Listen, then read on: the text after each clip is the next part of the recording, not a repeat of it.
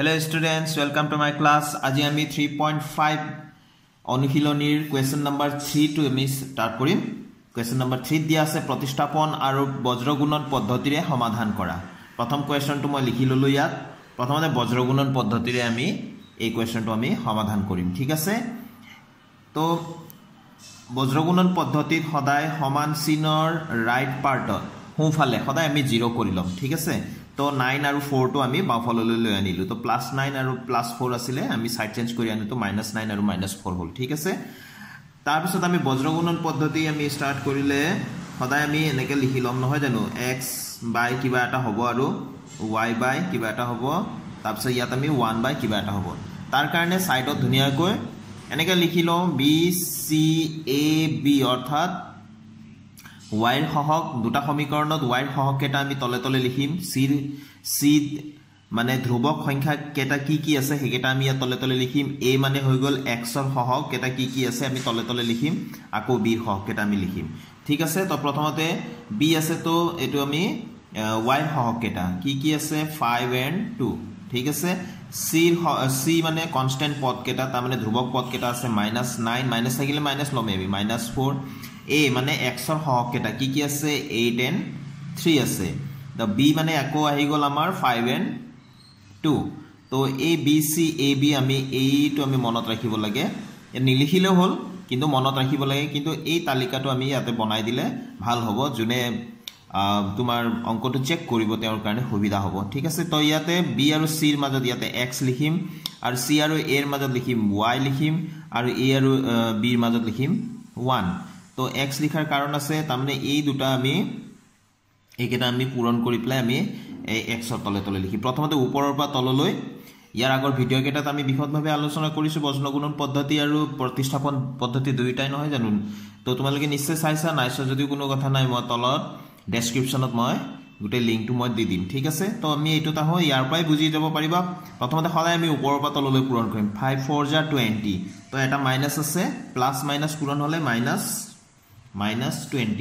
তো আমি এইটো পূৰণ কৰাৰ পিছত লগে লগে এটা মাইনাছ চিন আমি দিম, এইটো সূত্ৰৰ মাইনাছ, এইটো দিবই লাগিব. তাৰপিছত আমি তলৰ পৰা ওপৰলৈ পূৰণ কৰিম. 2 9 যা 18, 9 2 18, এইটো মাইনাছ আছে, প্লাছ মাইনাছ মাইনাছ হ'ব -18. তো দুটা মাইনাছ চিন একেলগে লিখিলে বেয়া লাগে, তো ব্ৰেকেট আমি দিম. ঠিক আছে? তো y, এতিয়া y ৰ এইখিনি এই দুটাৰ পৰা আমি কৰিম নহয় জানো.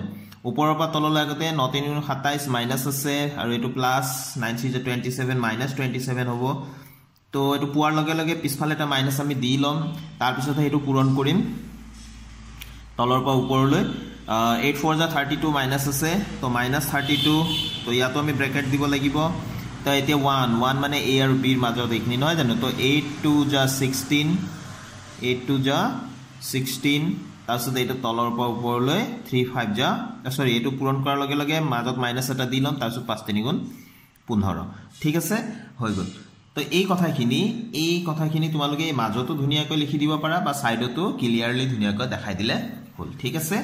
তো এতিয়া আমি এইটো কিমান হ'ব এটা এটাকৈ হিচাপ কৰোঁ. পটাপট এইটো কৰিবলৈ চেষ্টা নকৰিবা, এটা এটাকৈ. প্ৰথমতে এইটো কাম বাকী আছে মাজত. মাইনাছ মাইনাছ প্লাছ হৈ গ'ল 18. তো এইফালে হৈ গ'ল y = -27 and minus minus plus 32. তো 1 বাই 16 আৰু 15 গ'ল 1 নহয় জানো. ইয়াৰ পৰা আমি কি পাম, x বাই -2 = y বাই 5 পালোঁ. এইটোতো 1 হৈ গ'ল হয়নে. তাৰপিছত এতিয়া আমি কি কৰিম, এইটো ভাগ কৰি দিম. x বাই -2 = 1, এইটো মানে 1, এইটো মানেও সমান 1, আৰু বুলি লিখি দিয়া y বাই 5 = 1. তো এতেকে x = নিশ্চয় আমি -2 পাম, আৰু ইয়াতে y = কি পাম 5 পাম. এইটো হৈ গ'ল আমাৰ বজ্ৰগুণন পদ্ধতিৰে আমাক দিয়া ৰৈখিক সমীকৰণজোৰৰ সমাধান. ঠিক আছে? এইটোকে এতিয়া আমি প্ৰতিস্থাপন পদ্ধতিৰে আমি কৰি চাম. তো আমি প্ৰতিস্থাপন পদ্ধতি আৰম্ভ কৰোঁ. প্ৰথম সমীকৰণটো দিয়া আছিলে আমাক 8x + 5y = 9. ঠিক আছে? এইটো দিয়া আছে. ইয়াৰ পৰা আমি x বা y ৰ যিকোনো এটা মান উলিয়াই ল'ম, যিটো আমি প্ৰতিস্থাপন পদ্ধতিত ইতিমধ্যে আমি আলোচনা কৰিছিলোঁ আগৰ ভিডিঅ'বিলাকত. তো 8x = 9 - 5y, মই ভাবিছোঁ x ৰ মানটো উলিয়াই ৰাখোঁ. তো x = 9 - 5y বাই, এইটো পূৰণ হৈ আছে, তো হৰতে যাব নহয় জানো. এইটো প্ৰথম সমীকৰণ দিলোঁ. ঠিক আছে? আকৌ আৰু এটা সমীকৰণ আছে যেহেতু আকৌ আৰু এটা সমীকৰণটো আছে 3x + twice y = 4 ইয়াত এতিয়া 1 ৰ পৰা আমি x ৰ মানটো ইয়াত প্ৰতিষ্ঠা কৰি দিম ঠিক আছে আমি প্ৰতিষ্ঠা কৰো এতিয়া 3x ৰ মানটো আমি পাতি দিও 9 - 5y / 8 এটা x ৰ মানটো পাতি দিলো প্লাস বাকিখিনি যেনেকৈ আছে তেনেকৈ লিখিম twice y = 4 আমি ইয়াত লিখিম 1 ৰ পৰা x ৰ মান পাতি ঠিক আছে 1 ৰ পৰা x ৰ মানটো ইয়াত পাতি দিলো ঠিক আছে তো এতিয়া আমি কি কৰিম এটো 3 ৰে এটো পূৰণ কৰি দিম আৰু একেলগে twice y যেটো আছে এটো লখাগু কি হ'ব 8 এ হ'ব নহয় জানো তো 8 লখাগু এটো হ'ব তো প্ৰথমতে ইয়াত কৰিম 9 * 27 27 - 5 * 3 = 15y হৈ গল এটো যেহেতু গোটা সংখ্যা বুলি ধৰি লোৱা যেহেতু হৰত নাই গতিকে এই লখাগুৰ লগত ডাইৰেক্ট পূৰণ হৈ প্লাই হে ইয়াত বহিবলৈ পাব 8 * 16y = 4 ঠিক আছে তো ইয়াৰ পৰা এতিয়া লক্ষ্য কৰা ইয়াত কেৱল চলক y হে আছে গতিকে y মানটো আমি সহজতে পাই যাম 8 টো আমি সাইড চেঞ্জ কৰি 8 * 4 = 32 কৰিম ইয়াত যেহেতু হৰত আছে ইফালে পূৰণ হ'ব তো এটো 27 এটো 16y প্লাসত আছে 15y মাইনাসত আছে প্লাস মাইনাস সদায় আমি মাইনাসে কৰিম নহয় জানো 16টা y ৰ পৰা 15টা y গলে এটা y থাকিব প্লাস হ'বনে মাইনাস হ'ব মাজত চিন্তা কৰা যে 16 টো ডাঙৰ 15 তকৈ গতিকে তাৰ চিনটোৱে থাকিব ঠিক আছে তো 1 টো লিখি থাকিব প্ৰয়োজন নাই আৰু 8 * 4 = 32 এফালে লিখিলো তো y মানটো কিমান হ'ব y = 32 minus 27 টো সাইড চেঞ্জ কৰি লৈ গলো -27 therefore y = কিমান পালো 5 পালো হয়নে আগৰ যেটো বজ্ৰগুণন পদ্ধতিত কৰিছিল তাতো y = 5 আছিল ইয়াতো 5 পাই গলো ঠিক আছে এতিয়া y মান আমি 1 নং সমীকৰণত আমি পাতি দিম ঠিক আছে 1 ৰ পৰা এটা আমি এনেকৈ লিখিম 1 ৰ পৰা x = কিমান আছিল 9 - 5 * y আছিল 5y মানে 5 * y তো 5y ঠাইত আমি y মান পাতি দিলো 5/8 আছে নহয় জানো তো এটোক আমি ইয়াত আমি লিখি দিম y = 5 পাতি আমি 1 নং সমীকৰণত এই 1 নং সমীকৰণত y = 5 পাতি দিলু তো পাতি ঠিক আছে তো ইয়াত এতিয়া হৈ গল 8 এটো 9 - 5 হৈ যায় 25 তো এই বস্তুটোকে মই এফালে কৰি দি আছো তোমালোকে পিছফালে কৰিবা ঠিক আছে মই এফালে কৰি আছো তো এতিয়া এফালে তো x আছিলে তোমালোকে পিছ তলে তলে কৰিবা নাটিলে পিছফালে কৰিবা পেজ টাৰ্ন কৰিবা কিন্তু এনেকে সাইডত কেতিয়াও নকৰিবা ঠিক আছে তো x = কিমান পাবা 15 ৰ পৰা 9 গলে সৰি 25 ৰ পৰা 9 গলে -16 উলুটাকৈ বিয়োগ হৈ আছে 25 টো ডাঙৰ তাৰ চিনটো থাকিব তলত 8 therefore x = কিমান হ'ব মাইনাস টো আছে 8 * 16 ঠিক আছে তো উলাই গল আগৰটো আমি আগৰ পদ্ধতিটো আমি x ৰ মান -2 পাইছিলো আৰু y ৰ মান পাইছিলো 5 পাইছিলো গতিকে ইয়াতো আমি হেতু পাইছো তো आंसर হৈ গল x ৰ মানটো সদায় আগত লিখিব লাগে -2 আৰু y = 5 তো এটো হৈ গল আমাৰ সম্পূৰ্ণ সমাধান ঠিক আছে এতিয়া আমি কোৱেশ্চন নম্বৰ 3 2 টো লৈছো সমীকৰণটো দিয়া আছে 4x - 3y = 23 আৰু দ্বিতীয়টো 3x + 4y = 11 তো বজ্ৰগুণন পদ্ধতি আৰম্ভ কৰিছো বজ্ৰগুণন পদ্ধতিত মই আগৰ কোৱেশ্চনটো মই কৈছিলো যে ইকুৱেল সাইনৰ ৰাইট সাইডত আমি 0 কৰিম তাৰমানে 23 আৰু 11 টো আমি লেফট পাৰ্টত লৈ আনিলো ইকুৱেল সাইন তো -23 - 11 হল ইয়াৰ পৰা আমি বজ্ৰগুণন পদ্ধতি যেহেতু কৰিম x বাই এনেকৈ আমি লিখি ললো ইফলা আমি ইয়াতে আমি লিখিব লাগে BCAB নহয় জানো তো b ৰ সহগকেটা কি আছে -3/4 এটো 4 আছে আৰু c তো লিখি ললে ভাল এবিলাক BCAB তো b এখিনি লিখিলো c মানে আমাৰ ধ্ৰুবক পদ কেটা -23 ধুনিয়াকৈ ক্লিয়াৰলি লিখিব লাগিব কিন্তু জনে কপি চেক কৰিব তেওঁৰ কাৰণে যাতে সুবিধা হয় হেতু আমি লক্ষ্য ৰাখিব লাগিব মাৰ্কস পাবলৈ হলে তো a আছে 4 and 3 আকৌ b আছে লাষ্টত -3 and 4 নহয় জানো তো এটো আমি লিখি ললো তো প্ৰথম দুটা স্তম্ভৰ মাজত x লিখিম দ্বিতীয় দুটা স্তম্ভৰ মাজত y লিখিম আৰু লাষ্টৰ স্তম্ভ দুটাৰ মাজত 1 লিখিম ঠিক আছে তো এটো তো আমি এই লাইনটো আমাৰ নিলিখিলেও হয় লিখিলেও কোনো কথা নাই তো আমি ওপৰৰ পৰা তললৈ পূৰণ কৰিম 3 11 33 তো মাইনাস মাইনাস কি হৈ যাব প্লাস হৈ যাব ইয়াত আমি কি লিখিম প্ৰথমতে 33 সদায় ওপৰৰ পৰা তললৈ ফাৰ্ষ্টত কৰিবা তাৰ পিছত পূৰণ কৰাৰ লগে লগে পিছফালে এটা মাইনাস দি লম তাৰ পিছতহে এটো আমি পূৰণ কৰিম কিমান হ'ব এই দুটা পূৰণ কৰিলে আমাৰ 92 হ'ব তোমালোকে পূৰণ কৰি চাবা এটা মাইনাস আছে কাৰণে -92 ঠিক আছে তাৰ পিছত এই দুটা আমাৰ পূৰণ কৰিলে কিমান হ'ব মাইনাস এটা আছে 69 মাইনাস 69 আমি মাইনাস দি লম, তাৰপিছতে এইটো পূৰণ কৰিম আমি, কিমান হ'ব মাইনাস 44। তো আকৌ এইটো হৈ গ'ল আমাৰ। তো এতিয়া আমি এইটো দি কৰিম 4 4 16, তাৰপিছত এইটো তলৰ পৰা আমি পূৰণ কৰিম 3 3 যা 9 মাইনাস এইটো মাইনাসটো দি লম, তাৰপিছত মাইনাস 9 পাম। ঠিক আছে, তো এতিয়া আমি গোটেইটা হৈ গ'ল। এতিয়া ইয়াতে মন দিব ভালকে যাতে প্লাস মাইনাস ভুল হৈ না যায়। x by 33 plus 92 equal to y by minus 69 plus 44 হৈ গ'ল মাইনাস মাইনাস নহয় জানো 1 by 16 minus minus plus 9। তো ইয়াত আমি পাম x by 5 125 পাম। তো equal to y by আমি ইয়াত কিমান পাম minus 25 পাম। তো equal to 1 by 25 পালো। ঠিক আছে, তো এতিয়া হৈ গ'ল। এতিয়া আমি ভাগ ভাগ কৰি দিম x আৰু y টো। তো x by 125 equal to 1 by 25 লিখিলো, এইটো সমান এইটো আৰু এইটো সমান এইটো, আৰু y by minus 25 equal to 1 by 25। তো x equal to বজ্ৰগুণন কৰি দিম 120, x ৰ মান আমি উলিয়াব লাগে, গতিকে x টো আমি ফ্ৰী কৰিম, যি যি সংখ্যাবিলাক আছে আমি আঁতৰ কৰিম।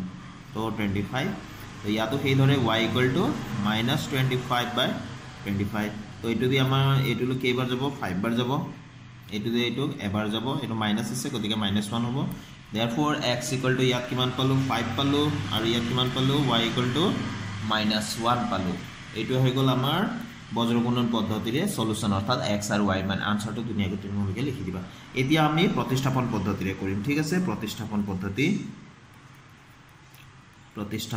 পদ্ধতি বুলি লিখি ললো। দুটা পদ্ধতিত কৰিব দিছে যেহেতু, গতিকে কৰি গলে তোমালোকে গম পাবা যে কোনটো পদ্ধতি সুইটেবল হ'ব কোনটো অংকৰ কাৰণে। ঠিক আছে, তো এতিয়া প্ৰতিস্থাপন পদ্ধতিত আমাৰ প্ৰথমটো আছে এতিয়া 4x - 3y = 23 দিয়া আছিল প্ৰশ্নটো প্ৰথম সমীকৰণটো। ইয়াৰ পৰা x বা y মান যিকোনো এটা উলিয়াই ৰাখিব পাৰা। তো মই x টো উলিয়াই ৰাখিম। তো 4x লাহে লাহে কৈ x ৰ সৈতে থকাবিলাক আমি আঁতৰ কৰিম। 23 - 3y ইফালে লৈ গলো প্লাস 3y হ'ল। তাৰপিছত x ৰ সহগ আছে 4, তাক আমি আঁতৰ কৰিম। x ৰ সহগটোক 23 + 3y যেটো পূৰণ আছে এটো হৰত যাব নহয় জানো। তো প্লাসত থাকিলে মাইনাস হ'ব, সাইড চেঞ্জ হলে মাইনাসত থাকিলে প্লাস হ'ব, আৰু পূৰণত থাকিলে হৰত যাব, হৰত থাকিলে লবৰ লগত সাইড চেঞ্জ হৈ পূৰণ হ'ব। ঠিক আছে, তো এটো আমি সমীকৰণ 1 দি দিলো। আকৌ আৰু এটা দি আছে, আকৌ আৰু এটা সমীকৰণটো কি আছিল 3x + 4y = 11 দিয়া আছিল। ইয়াত x ৰ মান প্ৰতিষ্ঠা কৰি দিম। এতিয়া 23 + 3y / 4 x ৰ মানটো কাটি দিলো। ঠিক আছে, আৰু প্লাস 4y আছে = 11। তো ইয়াতে আমি কৈ দিম যে 1 ৰ পৰা x ৰ মান পাতি। ঠিক আছে, এটা আমি লিখি দিব লাগিব কোৰ পৰা কি চেঞ্জ কৰিলো। পতককৈ x ৰ ঠাইত কিবা এটা বস্তু আহি গল নহয়, গতিকে আমি ইয়াত জনাই দিব লাগিব যে কোৰ পৰা কি হৈছে। তো এতিয়া আমি লসাগু আমাৰ এইটো ভগ্নাংশ আৰু এইটো এটা আছে, এইটো যেহেতু হৰত নাই গতিকে এইটো গোটা বুলি ধৰি লৈছো, গোটা হয়। এইটো আমাৰ হৰ কি হ'ব, আমাৰ লসাগু 4 হ'ব নহয় জানো। তো এই প্ৰথম ভগ্নাংশটোৰ কাৰণে ওপৰত যি আছে সেইখিনিয়ে বহিব, গতিকে ইয়াত 3 টো পূৰণ হৈ আছিল, 3 টি পূৰণ কৰি লোৱা। 3 3 = 9, 3 2 = 6 + 3 3 = 9y। তো এইখিনি আমাৰ ইয়াতে ওপৰত যি আছিল সেইখিনি বহি গ'ল। এতিয়া প্লাস ইয়াৰ কাৰণে কিন্তু এইটো যে হৰত একো নাই, গতিকে ই লসাগুৰ লগত পূৰণ হৈহে বহিব। 4 4 = 16 আৰু লগতে y আছে 16y = 11। ঠিক আছে, এতিয়া 4 টো চেঞ্জ কৰি পেলাই 11 ৰ লগত মাল্টিপ্লাই কৰি দিম। এতিয়া 69 এটো y হে প্লাস হ'ব, সদৃশ পদ কেইটাহে প্লাস মাইনাস হয় এটো আমি জানো নহয় জানো। তো 25 টো y হৈ গ'ল, ইফালে 44 হৈ গ'ল। 69 টো সাইড চেঞ্জ কৰি লৈ যাম, y ৰ মান উলিয়াব লাগে, গতিকে y ৰ লগত থকা সংখ্যাবিলাক আমি লাহে লাহে কৈ আঁতৰ কৰিম। তো প্ৰথমতে প্লাস মাইনাসত থকাবিলাক আঁতৰ কৰো আমি। এটো সমীকৰণ সমাধানটো নিশ্চয় তোমালোকে জানা এইবিলাক। তো 44 - 69, তো এটো কিমান হ'ব, y = ইয়াতে -25 পালা, আৰু এই 25 টো পূৰণ হৈ আছিল, সাইড চেঞ্জ কৰি দিয়া। তো পূৰণ হৈ থাকিলে হৰতে যাব। তো এতেকে y = কিমান পালা, -1 পালো হয়নে। 25 কাটিলে 1 হ'ব, আৰু -1 আছে গতিকে -1 পাম।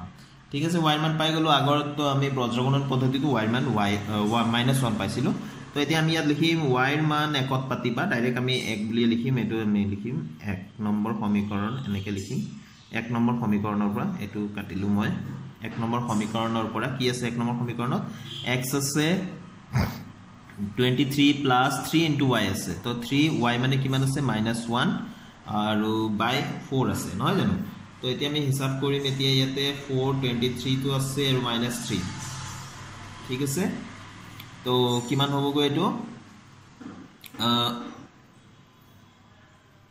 1 নম্বৰ সমীকৰণটো আছিল ইয়াতে ঠিক আছে তো এটো হৈ গল এতিয়া মই ইফালে লিখিছো যেহেতু ঠাই নাই তোমালোকে কিন্তু কেতিয়াও নকৰিবা মই বাৰে বাৰে কওঁ তোমালোকে এনেকে কেতিয়াও নকৰিবা তোমালোকে তলে তলে কৰিবা পেজ শেষ হৈ গলে পেজটো টাৰ্ন কৰিবা তো x = ইয়াতে কিমান হ'ব 20 হ'ব বাই 4 4 5 যে 20 দেন take x = 5 তো আনসাৰটো আমি আলটিমেটলি পাই গলো x ৰ মানটো সদায় আগত লিখিব লাগে 5 বা x = 5 লিখিলে হ'ব তাৰ পিছত y ৰ মানটো লিখিব লাগে -1 এটো হৈ গল আমাৰ সমাধান আগৰ প্ৰতিস্থাপন আৰু বজ্ৰগণন দুইটা পদ্ধতিতে আমি একে আনসাৰ পালো নহয় জানো তাৰ মানে আমি কৰা অংকটো শুদ্ধ আছে ঠিক আছে নেক্সট কোৱেশ্চন লৈ যাও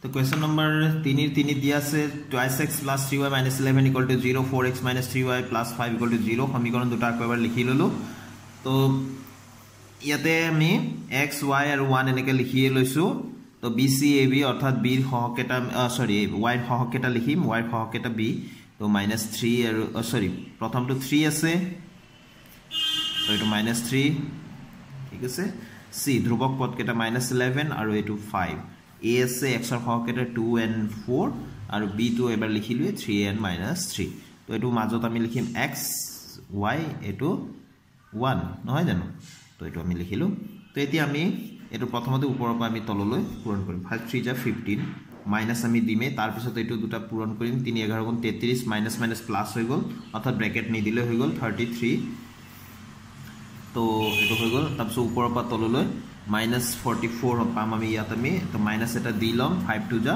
10 তো এটো 10 পালো তাৰ পিছত এটো ওপৰৰ পৰা তললৈ 3 2 যা 6 মাইনাস এটা আছে -6 হ'ব আমি মাইনাস ফৰ্মুলা কাৰণে আমি দিলম তাৰ পিছত 4 3 যা 12 তো এটো 12 পালো ঠিক আছে তো এটো আমি কিমান পালো x ৰ পৰা উল্টা বিয়োগ হৈ আছে মানে 15 ৰ পৰা 33 নহয় 33 ৰ পৰা 15 আমি 33 টো ডাঙৰ তাৰ চিনটো আমি দিয়ে লৈছো এটো আমি 16 পাম সৰি 18 পাম নহয় জানো ইকুৱেল y বাই এটো কিমান পাম -54 পাম ইকুৱেল 1 বাই এটো -18 পাম হয়নে তো এতিয়া হৈ গল আমি কিমান পাম x বাই -18 ইকুৱেল 1 বাই -18 লিখিয়ে ললো আৰু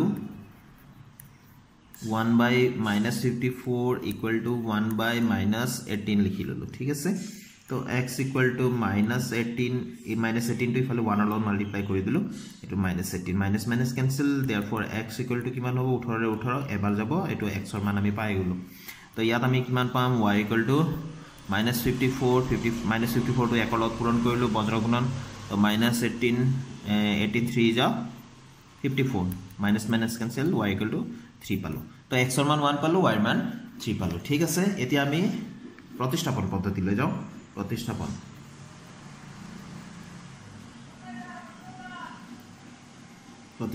পদ্ধতি ঠিক আছে তো প্ৰথম সমীকৰণটো আমি লিখি লও কি দিয়া আছে 2x + 3y -11 = 0 তো ইয়াৰ পৰা আমি যিকোনো এটা চলকৰ মান উলিয়াই ৰাখো তো 2x -11 টো ইফালে গলে 11 3y টো ইফালে গলে -3y তো x ইকুৱেল টু কিমান হ'ব 11 - 3y / 2 এটো প্ৰথমতে এটা মান উলিয়াই ৰাখিলো আকৌ মানে আৰু এটা সমীকৰণ আছে নহয় জানো আকৌ বুলি লিখি ললো তো নেক্সট সমীকৰণটো কি আছিল হেতু লিখো এতিয়া 4x - 3y + 5 = 0 আছিল ইয়াতে x ৰ মানটো কাটি দিম তো 4x ৰ মানটো প্ৰতিষ্ঠা কৰি দিম এইখিনি নহয় জানো তো কিমান আছে -11 - 3y / 2 এটো -3y লিখিলো আৰু এই 5 টো আমি সাইড চেঞ্জ কৰি লৈ যাও -5 একেলগে কৰিব পাৰিলো তথাপিও 5 টো ফালে লৈ গলো ঠিক আছে তো এতিয়া এই 2 ৰে আমি 4 কাটিব পাৰো 2 2 যা 4 এতিয়া নহয় জানো আমি কি পালো এতিয়া পূৰণ কৰি দিম 2 11 যা 22 পালো আমি -2 3 যা 6y পালো ইফালে -3y আগৰ পৰাই আছিল ইফালে -5 তো এতিয়া -6y - 3y কিমান আমি পাম -9y পাম ইফালে -5 22 টো ইফালে সাইড চেঞ্জ কৰি লৈ যাও কিমান হ'ব -22 2 ঠিক আছে তো এটো y ইকুয়াল টু কি হ'ব -9 তো আমি সাইড চেঞ্জ কৰি লৈ গলো সাইড চেঞ্জ হলে পূৰণ আছে যেটো হৰত যাব এফালে -27 পালো 9 3 যা 27 এটো মাইনাস মাইনাস তো ক্যান্সেল হৈ গল 9 3 যা 27 তো y ইকুয়াল টু 3 পালো ঠিক আছে y মান আমি পাই গলো আগৰ পদ্ধতিটো আমি 3 এ পাইছিলো এবাৰো 3 পালো এতিয়া y মান আমি একত পাতিম নহয় জানো তো একৰ পৰা x ইকুয়াল টু 11 3y আছিলে 11 3y আছিলে তো y মানে 3 into y তো y মানটো পাতি দিম 3 into 3 তো 2 ইয়াত আমি লিখি দিম y equal to 3 পাতি আমি কিবা এটা হলনি কৰিছো তো নিশ্চয় লিখিব লাগিব তো 2 11 9 তো কিমান হৈ গল 11 9 মানে 2 হ'ব 2/2 এতেকে এটা x তো আছে x equal to 2/2 মানে 1 ঠিক আছে এটো হৈ গল আমাৰ প্ৰতিস্থাপন পদ্ধতিৰে সমাধান ঠিক আছে তো নিশ্চয় বুজি পাইছা Question number 3 4 to আমি কৰিছো এতিয়া অন্তিম টু কোয়েশ্চন 3 নম্বৰৰ the 5x plus 7y equal to 19 দিয়া আছে 3x plus 2y equal to 7 দিয়া আছে তাক অকমান হলনি কৰি ৰাইট পাৰ্টত 0 বনাই আমি 19 আৰু 7 টু সাইড চেঞ্জ কৰি দিলু ঠিক আছে তো BCB মই ইয়াতে লিখি থৈছো b মানে এতিয়া y হক এটা 7 আৰু 2 নিশ্চয় তোমালোকে এতে গম পাই গৈছে c মানে ধ্ৰুবক পদ -19 আৰু -7 a মানে কি আছিল x ৰ হক 5 আৰু 3 আকৌ b আছে b ৰ হক এটা আছে 7 আৰু 2 তো প্ৰথম দুটা স্তম্ভৰ মাজত আমি x লিখিম দ্বিতীয় দুটা স্তম্ভৰ মাজত y লিখিম আৰু লাষ্টৰ স্তম্ভৰ মাজত 1 লিখিম ঠিক আছে তো এতিয়া আমি ওপৰৰ পৰা তললৈ পূৰণ কৰিম 7 7 গুণ 49 -49 মাইনাস এটা দিলম তাৰ পিছত 19 দুগুণ 38 -38 এটো হৈ গল নহয় জানো এতিয়া আমি y ৰ ফালে গৈ আছো y ৰ কাৰণে এটো কিমান হ'ব -57 তো মাইনাস এটা দিলম তাৰ পিছত 75 যে 34 -35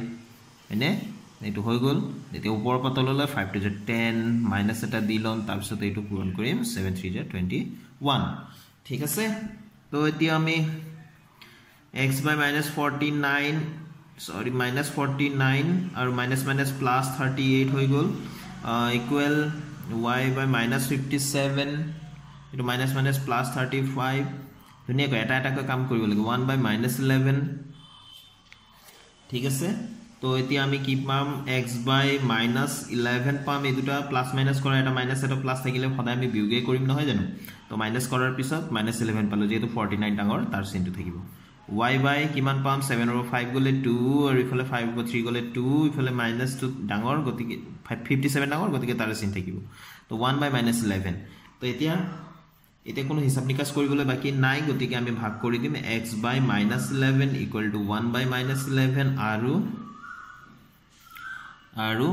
y by -22 equal to 1 by -11 তো x equal to -11 by -11 তো এতেকে x equal to কিমান হ'ব মাইনাস মাইনাস ক্যান্সেল 1 এ হ'ব তো ইয়াতো আমি কি কৰিম y equal to -22 by -11 therefore y equal to minus minus cancel তো 2 পালো তো আমাৰ आंसर কেটা কি পালো 1 পালো এটা 2 পালো এটা নহয় জানো এতিয়া আমি প্ৰতিস্থাপন পদ্ধতিৰে ফটাফট কৰি দিও প্ৰতিস্থাপন পদ্ধতি ঠিক আছে এতিয়ালৈকে তোমালোকে গম পাইছা সাগে কোনটো পদ্ধতি কোনটো অংকৰ কাৰণে বেছি ভাল হ'ব ঠিক আছে তো যিকোনো পদ্ধতিৰে আসলতে সমাধান কৰিলে হৈ যায় আমাৰ যদি পদ্ধতিটো ধৰি নিদিয়ে কিন্তু ধৰি দিলে আমি সেই পাৰ্টিকুলাৰ পদ্ধতিৰে কৰিব লাগিব ঠিক আছে তো এতিয়া প্ৰথম সমীকৰণটো আছে 5x + 7y = 19 না আগত কোৱাৰ দৰে যিকোনো এটা চলকটো আমি সমান চিনৰ বাওফালে ৰাখিম 19 - 7y তাৰ মানটো আমি অকমান উলিয়াই ৰাখো 19 - 7y / 5 এটোক আমি এক নম্বৰ সমীকৰণ বুলি দিলো আকৌ মানে আন এটা সমীকৰণ আছে আৰু নহয় জানো তাৰ কামটো কৰা নাই আকৌ দি আছে 3x + 2y = 7 ঠিক আছে এতিয়া ইয়াত আমি কি কৰিম x ৰ মানটো প্ৰতিষ্ঠা কৰি দিম এটো হৈ গল প্ৰতিস্থাপন পদ্ধতি তো x ৰ মানটো আছে 19 - 7y / 5 তাৰপিছত প্লাস আছে তাৰপিছত 2y আছে বাকিখিনি যেনেকৈ আছে তেনেকৈ লিখিব লাগিব ইয়াত কেৱল লিখিম 1 ৰ পৰা x ৰ মান পাতি ঠিক আছে তো নিশ্চয় বুজি পাইছা এতিয়া কটাকটিটো না যায় গতিকে আমি লসাগুৰ ফালে চিন্তা কৰিম 5 এটো তো 57 হোল পূৰণ কৰিব লাগিব 3 দি 19 লত পূৰণ কৰিলে 57 এটো 21 7 লত পূৰণ কৰিলে y আছে লগতে এইটো আমাৰ গোটা সংখ্যাটো ইয়াতে বহিব কেনেকে পূৰণ হৈ বহিব লসাগুৰ লগত 5 2 যা 10 y = 7 আছে ঠিক আছে তো এতিয়া 5 টো সাইড চেঞ্জ কৰি লৈ যাম এটো 57 - 11y হ'ব -21y + 10y তো সদৃশ পদ কেটা যোগ বিয়োগ হ'ব y y আছে গতিকে যোগ বিয়োগ হ'ব তো এটো 21 টো ডাঙৰ তাৰে চিন থাকিব ঠিক আছে 7 5 যা 35 এটো পূৰণ কৰি দিলে কেলগে হৰত আছে এফালে পূৰণ হ'ব তো -11y 35 ফালে 57 টো এফালে গলে কিমান হ'ব -57 হ'ব তো y = এটো -11 টো আমি তলত লিখিয়ে থলো এই দুটো পা বিয়োগ কৰা 57 ডাঙৰ তাৰ চিনটো আহিব এটো 22 হ'ব মানে দেখি y = কিমান পালো y = কিমান পালো আমি ইয়াতে 2 পালো হয় না আগতো আমি 2 পাইছিলো এটো 2 এটো y মানটো আমি পাই গলো ঠিক আছে এতিয়া y মানটো এক নং সমীকৰণত আমি পাতি দিম তো অলকে পেজ টাৰ্ন কৰিবা পেজ শেষ হলে মই বাৰে বাৰে কৈ আছো তো মই ইয়াতে কৰি দিম ঠিক আছে এক নং সমীকৰণৰ পৰা তোমালোকে কিন্তু কেতিয়াও এনেকে সাইডে সাইডে নকৰিবা ঠিক আছে মই পেজ টাৰ্ন কৰিবলৈ মোৰ অসুবিধা হৈ আছে সেই কাৰণে মই ইয়াতে কৰি দি আছো তো x = 19 - 7 y মানে কিমান আছে 2 আছে গতিকে 2 পাতি দিলো বাই 5 এক নং সমীকৰণত পাতিছো ঠিক আছে এটো এক নং সমীকৰণ তো ইয়াত লিখি দিম y = 2 পাতি এক নং সমীকৰণত তাৰমানে পটককৈ 2 2 কৰবা আহি গল আমি লিখি দিছো যে y এৰ ঠাইত আমি 2 পাতিলো তাৰ মানে তো ঠিক আছে তো 19 - 7 2 = 14 বাই 5 তো ইয়াত কিমান পালো 19 over 14 গলে 5 হ'ব 5 by 5 তো x তো আছে এটাকে x = কিমান হল 1 তো आंसर হৈ গল এতিয়া 1 x এর মান সদায় আগত পাতিব লাগে y এর মান তাৰপিছত x আৰ y এৰ মান এটো ঠিক আছে তো 3 নম্বৰ প্ৰশ্নৰ গুটেকেটা মই উত্তৰ কৰি দিলো তো আজি মই ভিডিওটো দিমানতে মই সামৰিছো থ্যাংক ইউ